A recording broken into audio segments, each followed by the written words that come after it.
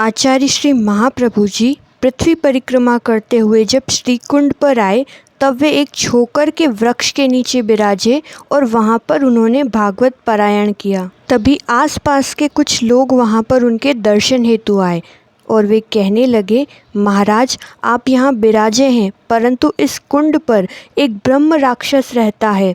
यह किसी को भी यहाँ पर ठहरने नहीं देता। आपको भी यह श्रम न पहुँचाए, आप इसका ध्यान रखिएगा।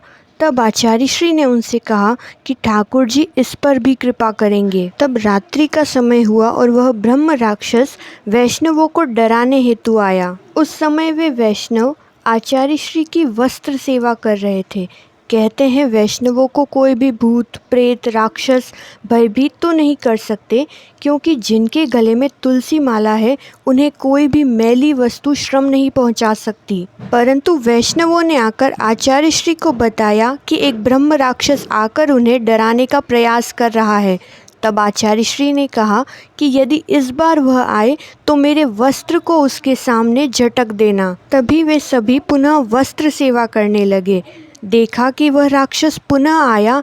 जैसे ही वह आया, आचार्य श्री की आज्ञा के अनुसार वैष्णवों ने उसके सामने आचार्य श्री के वस्त्र को झटका और जैसे ही वस्त्र के छींटे उस ब्रह्म राक्षस पर गिरे, वैसे ही उसका उद्धार हो गया। तब सभी ने आचार्य श्री से पूछा कि ये ब्रह्म राक्षस कौन था जो इतने वर्षों से ब्रज की भूमि में निवास कर रहा था, परंतु उसका उद्धार नहीं हुआ। तब आचार्य श्री ने उसका परिचय देते हुए कहा, यह इस नगर का राजा था।